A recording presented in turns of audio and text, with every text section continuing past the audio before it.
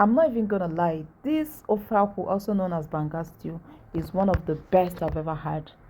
If you follow this recipe, you are going to make yourself a very delicious ofaku, a very delicious banga stew. Boil and get your palm nut extract. I'm sure you already know how to extract it, right?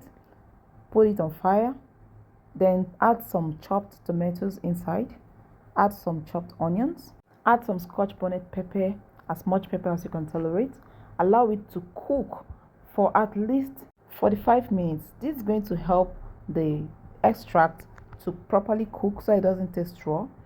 You do this before you even bring in your crayfish.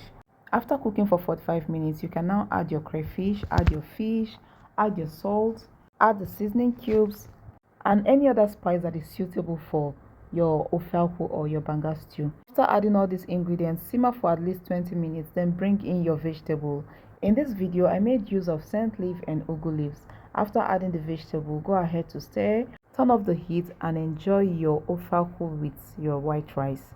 This ofelku tastes so good, and everyone in my house kept on asking for more. I don't know about you, but puff puff is a joy giver to me.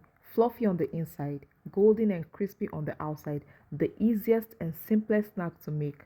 All you need is 2 cups of flour properly sifted into a bowl, half cup of powdered milk, quarter cup of sugar, 3 teaspoons of yeast, half teaspoon of salt or a pinch of salt, quarter teaspoon of nutmeg. The nutmeg is very important because it gives it a special flavor and a special taste. Half teaspoon of baking powder, 1.5 cup of lukewarm water for mixing.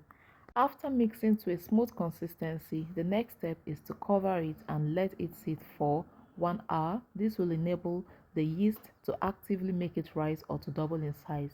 Once this has been achieved, go ahead to fry in a medium heat oil.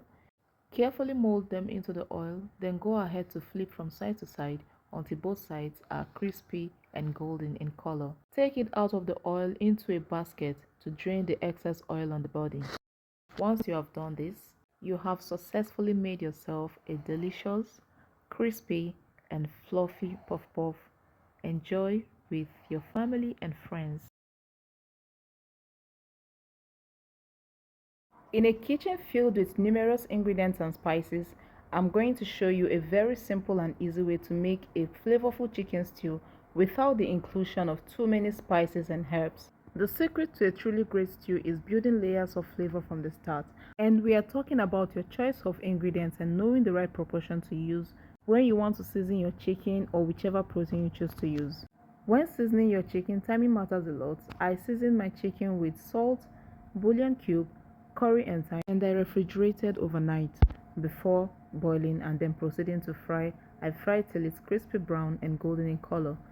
For my stew base, I made use of the same vegetable oil used in frying the chicken, and I added some ginger garlic. I sauteed for a while so that it will release its flavor into the oil. I also added my onions and sauteed for a while. Then I brought in my tomato mix, which is a mixture of blended tomato and blended chili pepper.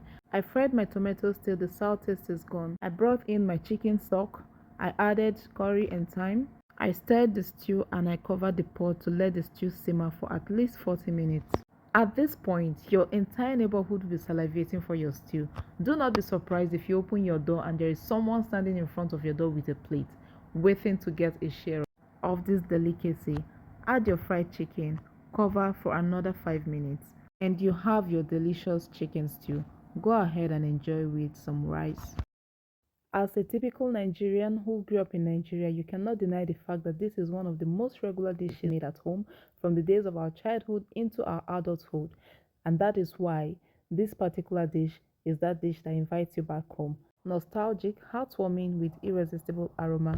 First, we're going to pick our beans, remove all the dirt and unwanted elements in the beans. Wash your beans and put into the pot of boiling water. As soon as you put your beans into the pot of boiling water, the next is to slice some onions and add to it. The onions helps to fasten the cooking process. Add some palm oil into the pot after about 20 minutes, then go ahead to cover it and let it cook for up to 30 minutes to 1 hour, depending on how hard or soft your beans is. Go ahead to add all the ingredients required. Add some fish, add some pepper, add some onions, add some crayfish or a blend of crayfish and catfish. It's going to elevate the taste. Go ahead to add your bouillon cube and cover and let it simmer for another 20 to 30 minutes. Uncover your pot and mix up everything in the pot, stir it, and ensure that the entire food in the pot is properly combined. Once you're done, go ahead to serve your food. Serve with either cooked or fried plantain, yam, or any combination of your choice.